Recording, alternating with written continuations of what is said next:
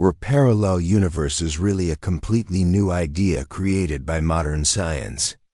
Or had humanity been imagining them for thousands of years under different names?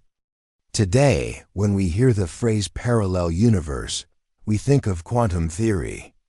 We think of hidden dimensions. We think of other realities that may look like ours, yet move in a different direction. But if we go much further back in time, we begin to see something striking. Ancient people also did not believe in only one world. They believed that behind this reality, above it, below it, and sometimes woven through it, there were other realms. They just did not call them parallel universes. They called them the land of the gods. They called them the realm of the dead. They called them the layers of the sky. They called them the gates of the underworld. And maybe the most fascinating question begins right here. Could those many worlds described in mythology actually be the earliest human answer to the idea of parallel realities? Because when you look closely at mythology, you realize that almost no great civilization imagined the universe as a flat and single place. There is the world of human beings. But above that world, there are higher domains where divine beings live. Beneath it, there are darker regions where other powers wait. And sometimes those realms connect. Sometimes gods descend. Sometimes mortals accidentally cross a boundary. Sometimes heroes become trapped between worlds. So if we are looking for parallel universes in mythology, we should not search for them in one single myth. We should search for them in the structure of the cosmos itself. Because the core of the parallel universe idea is simple. The reality you live in is not the only reality. And mythology says something very similar. Before we go further, one thing must be clear. The parallel universes of modern physics are not the same as the many realms of mythology. One belongs to theoretical science. The other belongs to symbolic thought, belief, ritual, and story. But they share one powerful point in common. Both suggest that the visible world is not the final world. Both remove the human being from the center. Both whisper the same unsettling idea. The place where you live is not the whole of existence. It is only one layer. One region, one surface. And do you know why this idea has always fascinated humanity so deeply? Because human beings have always felt that what they see cannot be all there is. The border between dream and waking life. The border between life and death. The border between the heavens and the darkness. All of these felt like doors. That is why in ancient mythologies, the universe is rarely a simple map. It is a living structure, a layered cosmos. And in each layer, different rules apply. If we begin with Norse mythology, this becomes very clear. The universe is not imagined as one sealed world. It is imagined as a vast cosmic tree called Yggdrasil, connecting different realms through one living axis. There is Midgard, the world of humans. There is Asgard, the realm of the gods. There is the land of giants. There are shadowed realms of the dead. There is the world of fire. There is the world of ice. In other words, reality is not one place. It is made of many worlds. Sometimes these realms remain separate. Sometimes, in moments of fate and crisis, they touch. A hero may cross a border. A god may travel into another domain. And when cosmic balance begins to break, worlds can collide. Think about what that resembles. Separate realities that can still affect one another. The Norse imagination did not explain this with equations. It explained it through myth. It said that the world is not one thing. It is many connected things. And these realms are not only different in location. They are different in being. In the human world, death is unavoidable. In the world of the gods, power moves differently. In the realm of the dead, even the feeling of time may shift. So in mythology, the equivalent of a parallel universe is not simply another place. It is another mode of existence. When we move to Hindu cosmology, the picture becomes even more striking. Because here, the universe is often imagined as a vast layered system. There are lokas, different planes of existence. In some traditions, there are 3 main worlds. In others, there are 7 higher realms and 7 lower realms, creating a much more complex cosmic order. And here, one detail matters greatly. These worlds are not merely different locations. They are also linked to spiritual level, consciousness, karma, and cosmic law. In other words, a being is not simply somewhere else. It exists on another plane. And this brings us psychologically very close to the modern idea of parallel worlds. Because today, when people imagine parallel universes, they do not always picture only another place in space. They also imagine other possibilities, other versions of reality, other states of being. Hindu cosmology was doing something similar thousands of years ago. It was saying that beyond the visible world, there are other layers. And within those layers, different laws may operate. Time may feel different there. Suffering may be different there. Existence itself may take another form. This shows us that for ancient people, reality was not a single frequency. It was more like a great cosmic structure made of overlapping levels. Greek mythology presents the same idea in a different but equally familiar way. The Greeks did not see existence as only the world of living humans. There was Olympus, the elevated order of the gods. There was the earth, the temporary and tragic field of human life. And there was the underworld, the hidden country of the dead. What is interesting here is that these realms are not completely sealed off from one another. On the contrary, they constantly influence each other. The gods intervene in human affairs. Humans reach upward through prayer. Some heroes descend into the underworld. Some spirits attempt to return. Think of Orpheus descending to reclaim the one he loves. Think of Heracles and his journey into the realm below. Think of Persephone, trapped between 2 worlds, never fully belonging to only one. Each of these stories tells us the same thing. The world is not one layer. There are borders. There are gates. And sometimes those gates can be crossed. When we watch a science fiction film today about a portal opening into another reality, the emotion it gives us may actually be very old. Because mythology was asking the same question long ago. There is another world, but not everyone can enter it. And whoever does enter may not return unchanged. That point matters. In mythology, crossing into another realm is not just travel.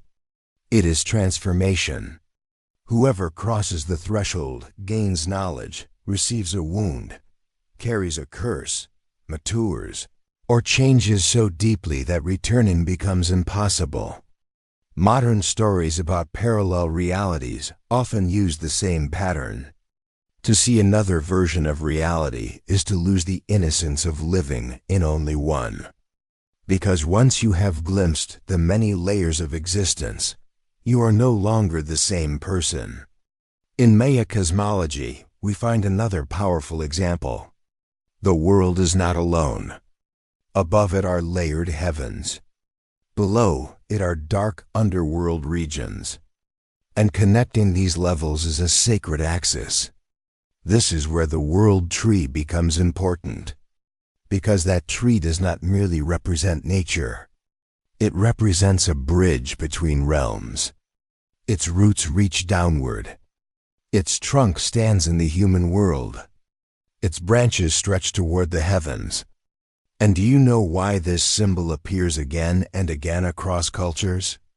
Because the human mind naturally imagines a central pathway connecting different realities.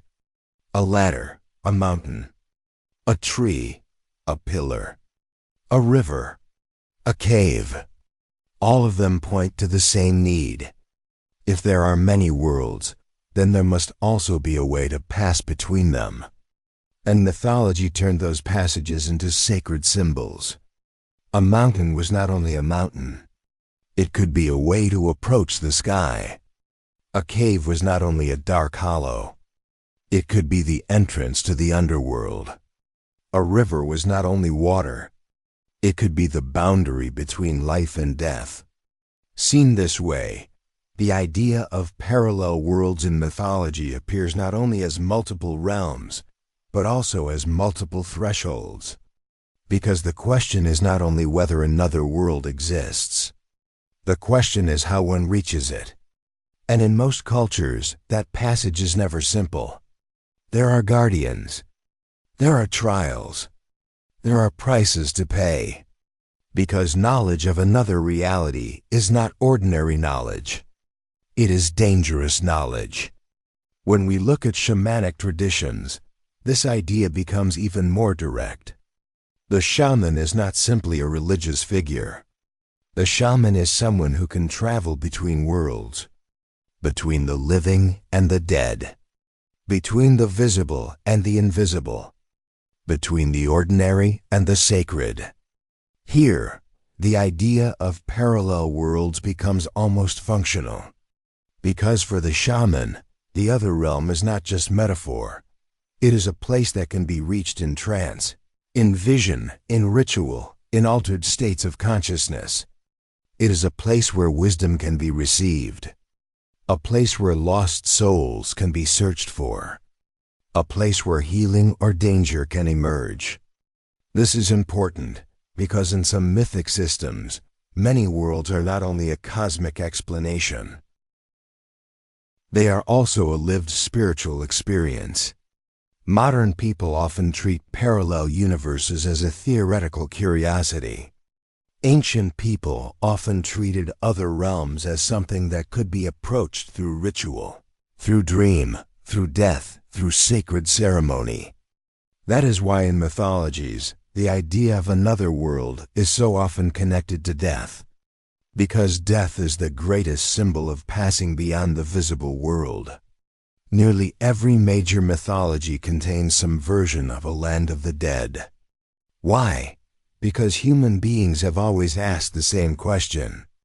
Is death an ending? Or a crossing?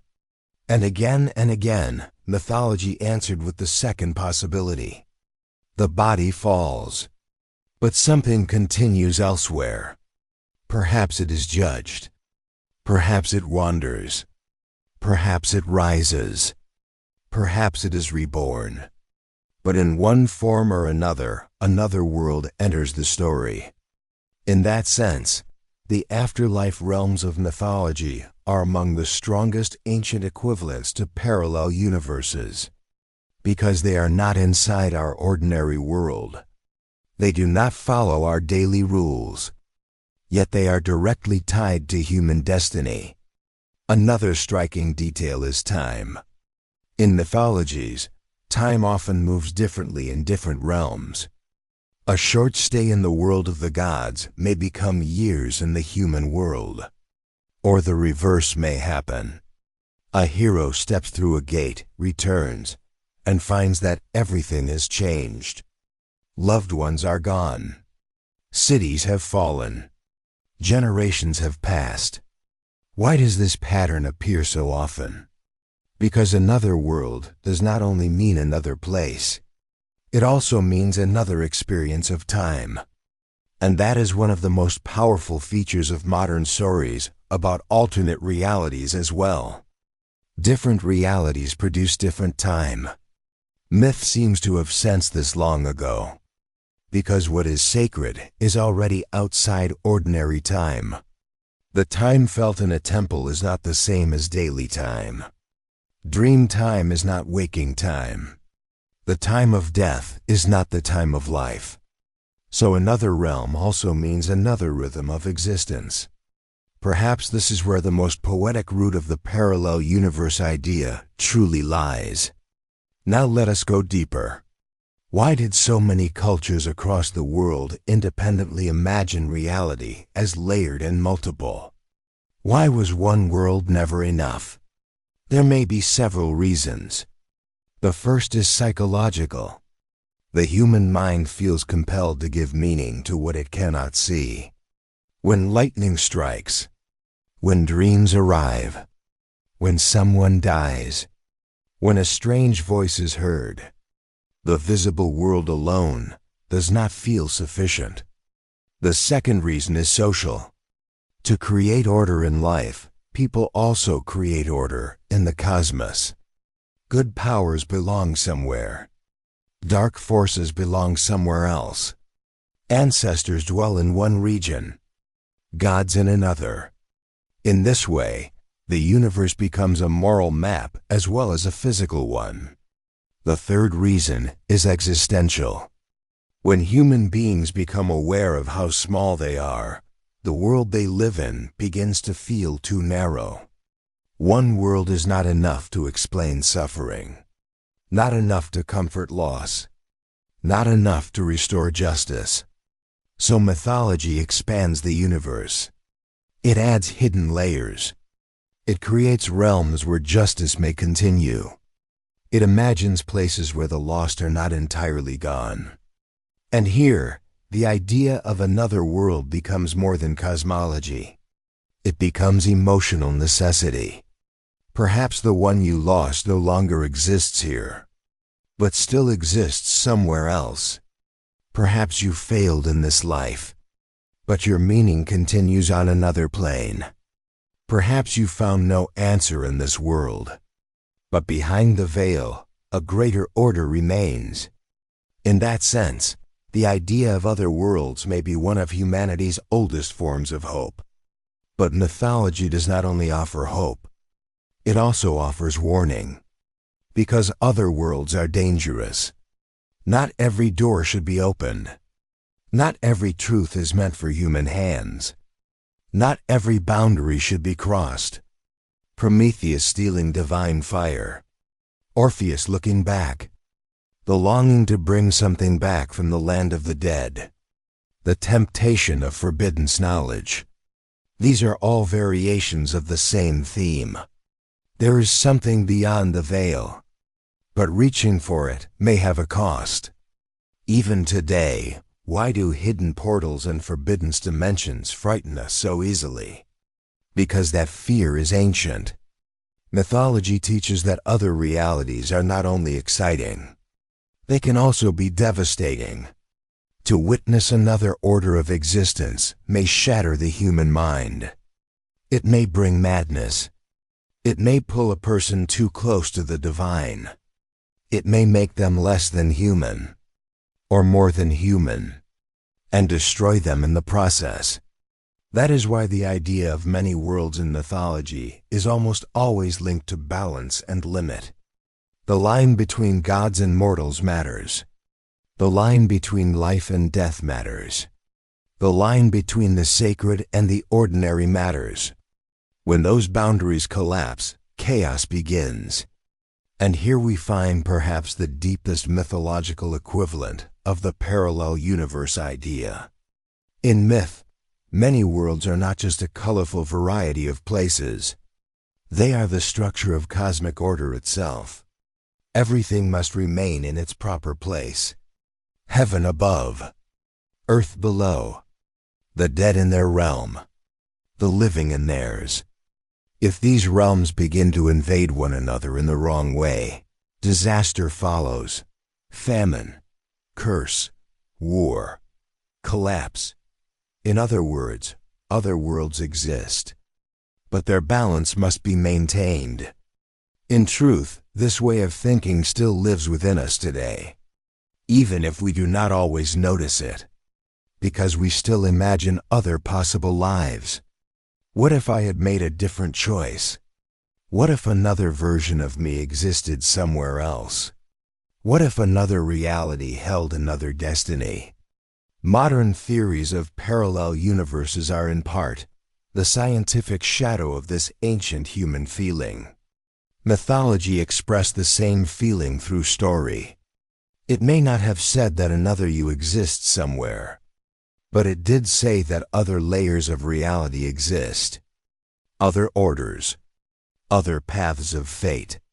And perhaps the human mind has always sensed that reality cannot be only one simple thing. So now we can ask the final question. Do the many worlds of mythology truly count as parallel universes? If we answer academically, not exactly. Mythology does not contain quantum mechanics. It does not contain modern cosmological equations. It does not describe branching timelines in scientific language. But if we answer symbolically, then yes. Very much so. Because at the heart of the parallel universe idea lies one essential thought. The reality we experience is not the only reality. And mythology says precisely that. The realm of the gods is not our world. The realm of the dead is not our world. The path of spirits is not the path seen by ordinary eyes. And these are not just fantasies. They are parts of a greater order. That is why ancient mythologies may not be the scientific ancestors of modern parallel universe theories, but they may very well be their mental ancestors. Myth is one of the earliest grand systems through which humanity imagined multiple realities at once. And perhaps that is why these stories still stay with us. Because something inside us still wants to believe that behind the visible world, there is more. That beside this life, there are other layers. That the doors are not fully closed. Maybe they open in dreams. Maybe in death. Maybe in ritual. Maybe in memory. Maybe only in story. In the end, we can say this. Parallel universes may be a modern phrase, but their spirit is ancient. Humanity has always imagined reality as plural. It separated above from below, the living from the dead, the sacred from the ordinary. It built layers. It drew gates. It imagined guardians.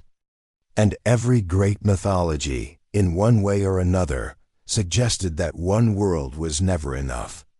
Whether in the 9 worlds of the Norse cosmos, in the vast layered plains of Hindu thought, in the divide between Olympus and Hades, in the sacred axis between heavens and underworld in Mesoamerican tradition, the same intuition appears again and again.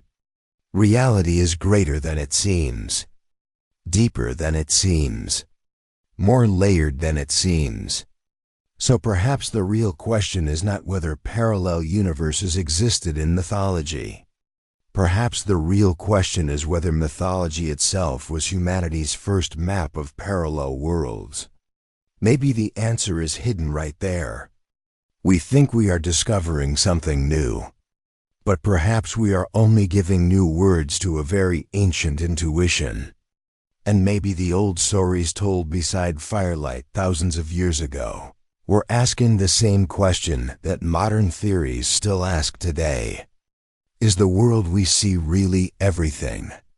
Or are there other realms, close to us, hidden from us, and forever waiting beyond the veil? Mythology never gives a simple answer to that question. But it does tell us this. The universe is not a house with one room. It is a vast and shadowed palace with many chambers.